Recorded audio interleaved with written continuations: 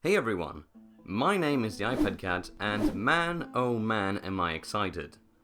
A couple of hours ago, as of the making of this video, Naughty Dog dropped an 11-minute long gameplay trailer of The Last of Us Part 2, which surprisingly revealed quite a lot, but still was somewhat like I said in my predictions video. A lot to take in, but still nothing of greater substance. Keep in mind that this is my first go at something like this, so if I miss anything, please feel free to point it out in the comments. Since this is going to be quite a long video, I'll divide it into parts, so that if you don't have time or aren't interested in everything, you can watch that part only. But, without further ado, let's get started.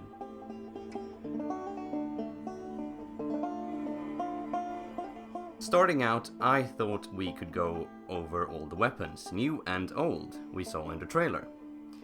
Right when we move on from the party, we immediately see the return of Ellie's switchblade, as she stabs an enemy in the throat.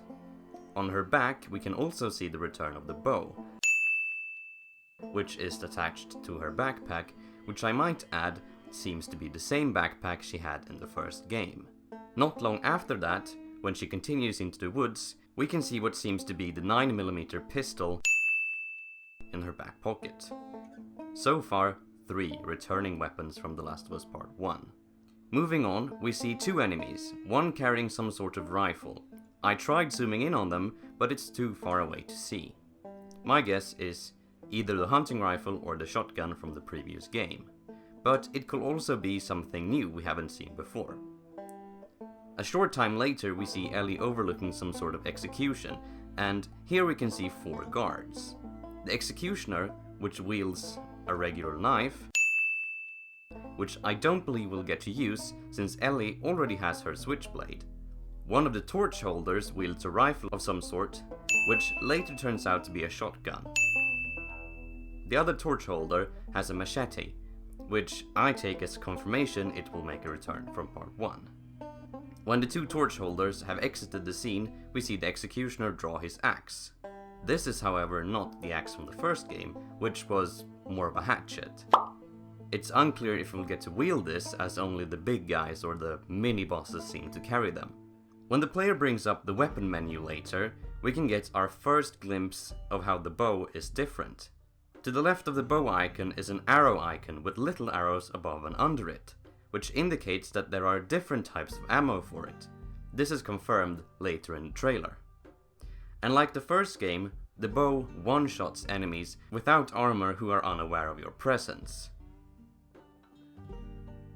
The woman who notices Ellie here wields a hammer.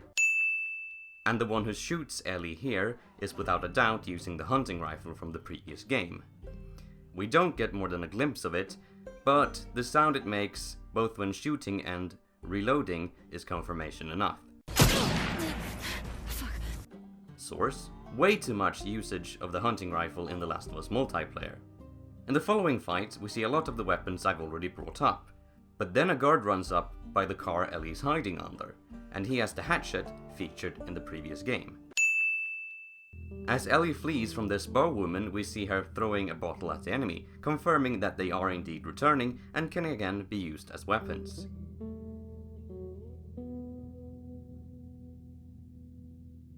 And finally, the big guy, or the mini-boss as I mentioned earlier, has some sort of a sledge, and like with the axe earlier, it's unclear if we can use it. So, a quick summary of the weapons in this demo are Ellie's switchblade, the bow, the 9mm pistol, some sort of regular knife, a shotgun, machete, a large axe, hammers, hunting rifles, hatchets, bottles, and sledges.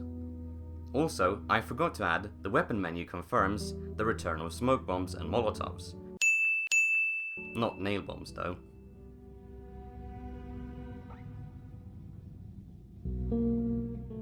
Moving on, let's take a look at the gameplay mechanics. Overall, the gameplay seems to be much more stealth-oriented than the previous game, which was more clunky, heavy and guns blazing like. Now we can do things such as hide in tall grass and crawl on their vehicles.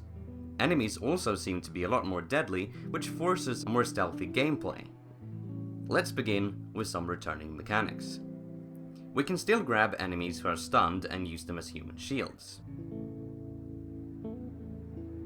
We can still do stealth takedowns. As mentioned earlier, the damage of the bow is still affected by whether the enemies know where you are or not. The old detection system also seems to be returning, and finally the quick time events are also coming back. Moving on, there are some new mechanics as well. One interesting one is the ability to disarm enemies mid-fight and use their own weapons against them. As I briefly mentioned earlier, we now have the ability to craft different types of ammo for the same weapon. Or at least for the bow, which Ellie at one point in the demo uses to blow up an enemy with an explosive arrow. At the end of the demo, the player opens the very different crafting menu, which reveals some interesting things. Turns out that now we can craft silencers for our pistols, just like I talked about in my 5 Things The Last of Us Part 2 Needs video, which you can watch here by the way. We also see 2 types of craftable arrows, explosive ones and presumably regular ones.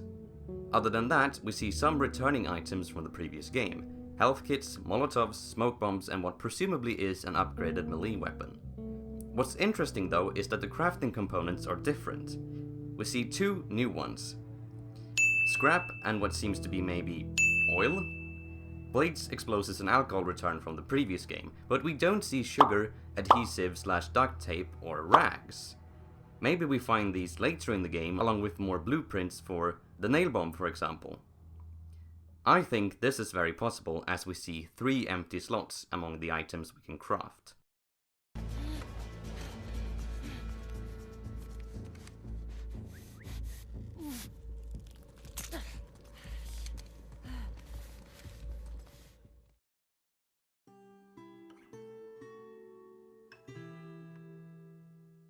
There are 3 major characters shown in this trailer. 5 if you count the mentioning of Joel and the mini-boss at the end. First off, we see Ellie, looking conflicted over something at a bar of some sort. Not much to discuss, honestly. Obviously we see her later during the gameplay part, but we don't get much to go on that adds to her character, other than that she seems to be out almost looking or hunting for the cultists. Maybe out of revenge or something. But more on that later. Not long after seeing Ellie, we see what she's looking at. Another girl dancing at the party. Later we find out that she seems to be very close to Ellie, presumably her new love interest, since, well, Riley has been dead for 5 years now. Rest in peace. We don't get much on this girl either. Her name is Dina. Hey! What took you so long? Well, I'm here, aren't I? Dina? As we can tell by what the other character calls her, judging by what Ellie and the next character are talking about and the other unnamed man she dances with before, Dina seems to be the popular girl everybody wants to be with at whatever settlement they're currently at. Later, she drags Ellie onto the dance floor and asks if she smells. This could be an indication too that she's a part of the patrol team or militia that the other character and Ellie were talking about just a bit earlier. Speaking of the other character, his name is Jesse. Jesse. As told to us by his ex, Dina. Jesse is a part of the guard patrol I mentioned earlier. This is revealed by him talking about how Ellie's old man was giving him a hard time earlier that day. Your old man really laid into me today. What happened? Another big lecture about my patrols. Don't go here, don't go there. We don't get much else from him than that, since Dina drags Ellie away shortly after. Oh, and he doesn't like parties. I hate these things. Moving on, there is of course Joel. Sadly we don't get to see him in the trailer, but we know he's there. At least whenever this party takes place, and that he's some sort of leader on the patrol team Jesse and possibly Dina is a part of. The interesting thing to take away from what little this trailer reveals about him is what Jesse says about him giving him a hard time and the big lecture on how to perform these patrols. Funny how involved he gets whenever you're scheduled to go out, he says. This is not the Joel we know at all. This sounds like a caring, thoughtful Joel. Had it been about Ellie, no one would have been surprised. We all know the lengths he went to protect her in the first game. But this was him caring about a character we know nothing about, that probably isn't a part of his family like Ellie is. And he still gives Jesse another big lecture about the patrols. Has Joel let go of his coldness and ruthlessness since the end of The Last of Us Part 1? This certainly makes it seem like it. Finally, we have the mini-boss, so to speak, which we see at the end of the gameplay sequence. To be honest though, I don't think he's going to be a named character or anything, but he does have some interesting things to say, right before Ellie chops his head off. No, this is a sacrifice lamb.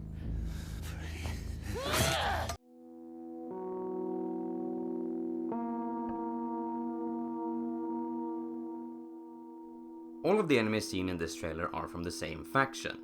This is indicated by the way they speak and dress. And on top of that, it's the same one we saw during the Paris Games Week event last year.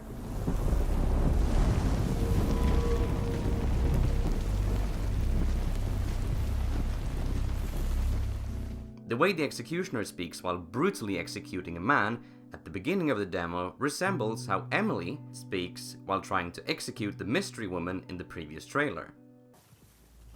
They are nested with sin. Free them. They are nested with sin. Free them, that they may know my... The guards and Emily from the previous trailer have the same clothes as the enemies in this demo, a large brownish coat, which seems to be standard issue uniform in this faction. The way they string up gutted corpses is also very similar to what we saw in the PGW trailer. They are nested with sin. Wolf. This is sacrifice land, are all things members of this faction has said. And if that wasn't confirmation enough that this is a religious cult, take a look at this billboard, I guess? May she guide you, and the big picture of a woman we don't yet know anything about in a weird religious pose. Gives me sort of Far Cry 5 vibes.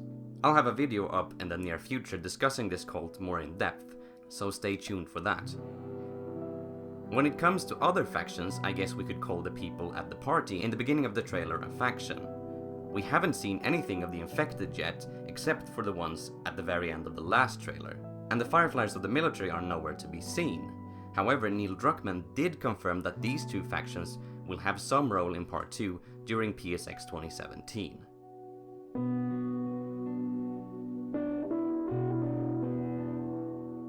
Not much to say here. By the looks of it, it takes place in the same region that the two previous trailers have taken place in, which would be Seattle and the surrounding region.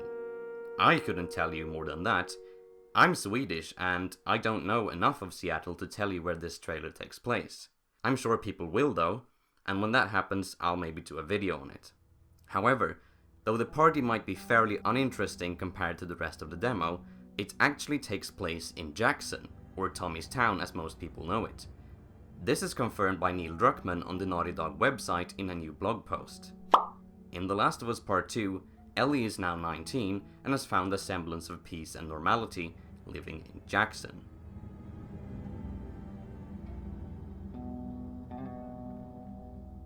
Moving on to the last part of the video, let's quickly discuss what clues this demo gives us about the story. As this video is going to be pretty long, this is going to be the focus of another separate video coming soon, going more in depth. But anyways, let's first discuss what we saw in the trailer and then what Neil Druckmann had to say in his blog post. First, we see Ellie during a party and get introduced to two of her new friends, one of them presumably her love interest named Dina. Dina mentions that everyone staring at them should be terrified of Ellie in response to Ellie stating that she's just a girl and nothing to be jealous of. At first, this might seem like Dina implies that she wants Ellie and that the guys in the room should consider her a serious threat in the battle for Dina's love. But then we cut to the gameplay where Ellie fights fiercely and brutally, and then back to the party where Dina reiterates her statement that people should be terrified of Ellie. Does this mean that the events of the gameplay takes place before the party? No. I think this is just a clever way of Naughty Dog trying to mislead fans. After all, the party takes place in Wyoming and the gameplay in Seattle, Washington, which are pretty far away from each other. I think the party almost certainly takes place before the gameplay. After all, this game is going to be about hate and possibly revenge, which is what I think Ellie is out in the woods alone for. The blog post Neil Druckmann wrote reinforces this as well. In The Last of Us Part 2, Ellie is now 19 and has found semblance of peace and normality living in Jackson. She's had a chance to be a teenager and forge lasting relationships. When that peace is disrupted by a violent act, Ellie is thrust into a brutal journey of retribution, fueled by a need to bring those that have wronged her to justice, pushing her to her very limits. I think that this violent act is the cult attacking Jackson. Perhaps they consider it Sacrifice Land, as the mini-boss tells Ellie during the gameplay, and just went there and killed everyone they could find. Then Ellie hunts them all the way back to Washington for revenge, driven by hate. This is just my breakdown and findings. I'm sure I've missed a lot of things, partly because it's my first go at something like this, and partly because I live in Sweden and I had to watch the demo at 3 AM, and then get to work on this video while being super tired.